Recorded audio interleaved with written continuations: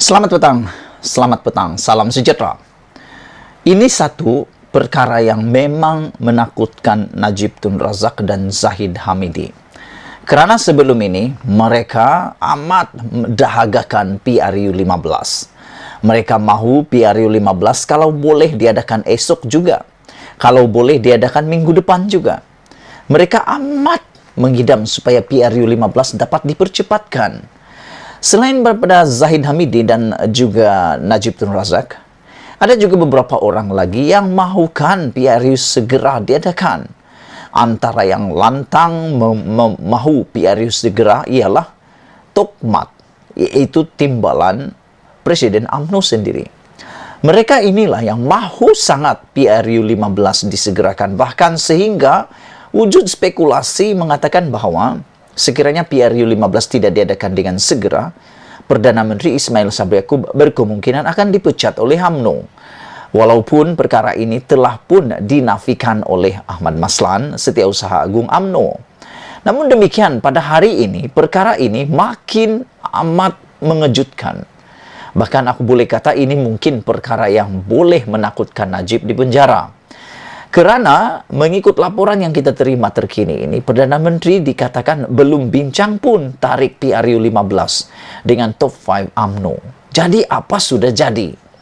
Apa yang menyebabkan tiba-tiba perkara yang bergema dengan begitu kuat di seluruh Nusantara Malaysia ini, yang akan sangat PRU 15 diadakan segera, tiba-tiba pula sehingga ke hari ini laporan ini mengatakan belum bincang pun tarik PRU dengan top 5 UMNO. Apa sudah jadi?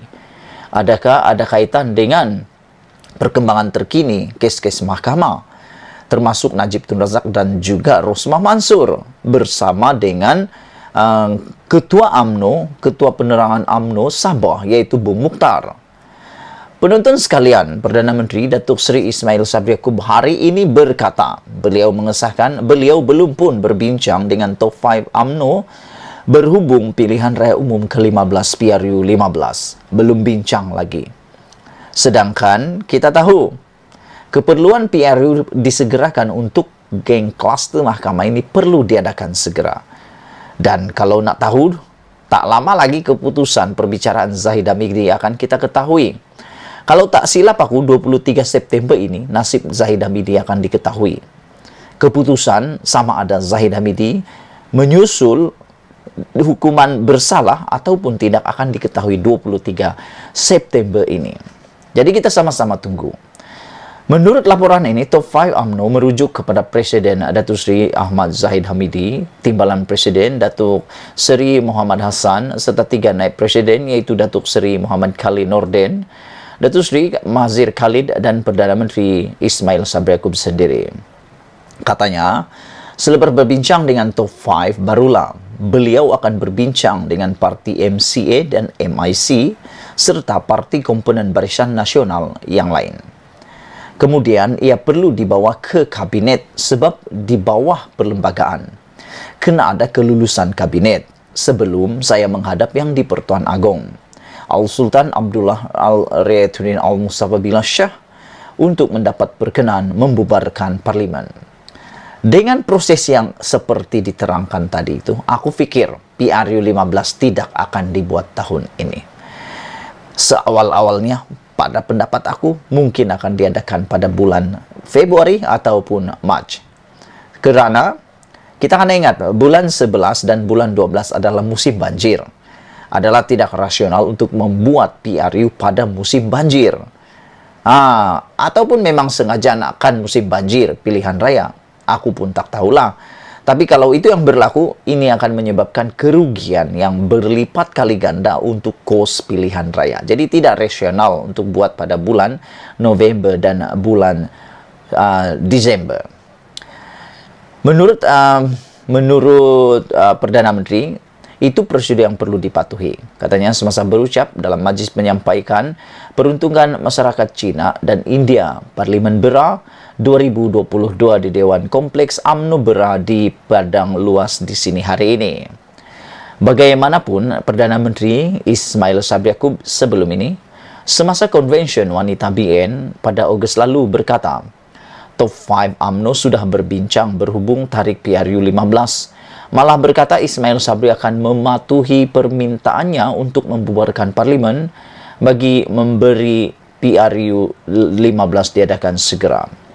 Zahid berkata hasil perbincangan antara top 5 dalam UMNO dijangkakan Perdana Menteri akan mendengar permintaan untuk tidak menunggu lama bagi mengadakan PRU15, memandangkan beliau orang parti dan pasti akan mendengar cakap parti, kata Zahid Hamidi. Kita sudah bincang dengan top 5 termasuk Perdana Menteri yang juga naib Presiden UMNO, Datuk Seri Ismail Sabri Yaakob. Dan ini bacaan saya, pilihan raya pada tahun ini juga.